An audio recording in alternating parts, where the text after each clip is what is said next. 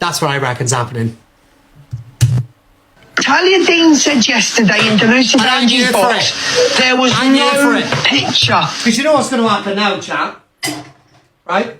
Because what's going to happen now is Talia is going to say to Rickster, you are not standing with her. She's gone against me. You better stick up for me. Meh, meh, meh, meh, meh. And then Rickster's got to stick up for her. But Rickster's going to be in a difficult position. Because Rickster's got to choose clout and money, which he's desperate for, by the way. Hence the reason why he told Luke he wanted $2,000 and he wanted $5,000 off the Annie's mother. Because he's desperate for money because they got no money. Right? So you're going to have him either choosing to make patterns on this app or stick up for his amazing girlfriends. Who's he going to choose? The clout every time. Go on. I put my money on it. And she's going to spit him out as fast as she can push him.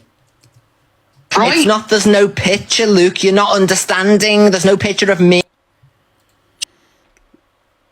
I somewhat agree with Corey here. But I also think there's something else as well. I can't put my finger on it yet.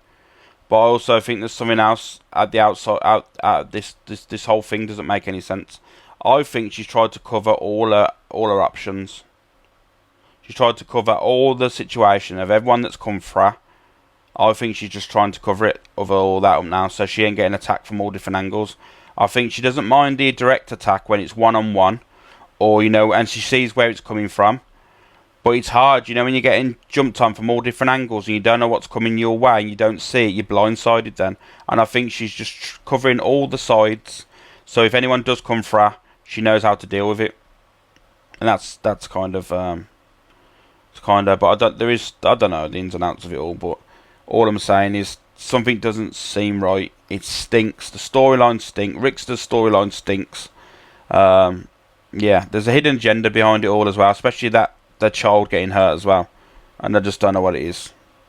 And if it is for clout and money, if you use the child, let me just be honest with you now. If you're using a child being hurt for gifts and money, then shame on you. Shame on you. What's this? I'm wrong by saying, if you leave me, don't call my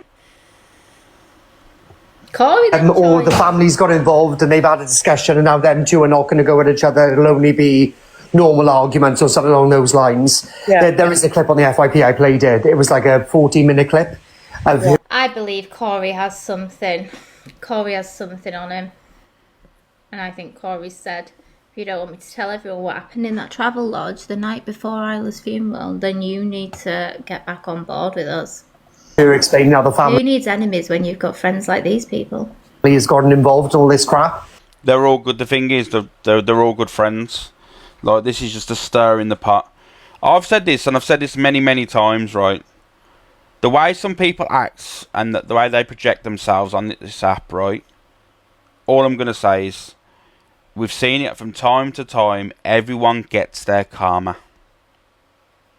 We've all got our karma. Every single host, once upon a time, has felt a little bit under pressure. He had a little bit of shit. Had their karma. And one day, you will get yours. All I'm saying, Sophie Bailey, is one day, your karma's going to strike. And I don't know how you're going to ever deal with it.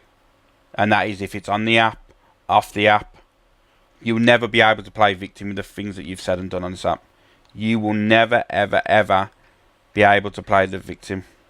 And I also would like to see Pockers and Anti-TikToker after the Rickster stories being debunked, when they also, well, it was pretty obvious the story didn't make sense that night, but they also used what Rickster said as a weapon to try and aid their argument.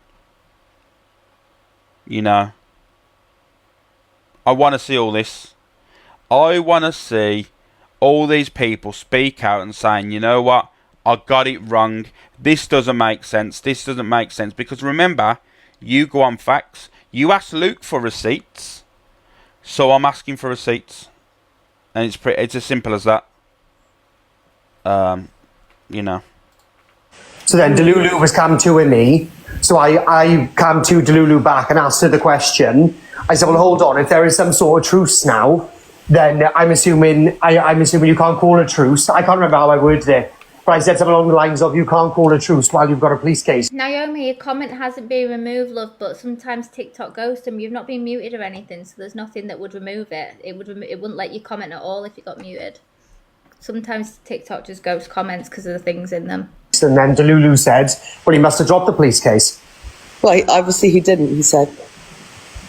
I just find it weird, considering me and him are meant to be mates. Like, when you call me offline, or before she went online, and go, oh, by the way, we have had a conversation and Tilly's not going to be spoken about. I'm not going to call her a pedlo. I just wanted to keep you in the loop. Wouldn't that be a conversation that you'd have normally?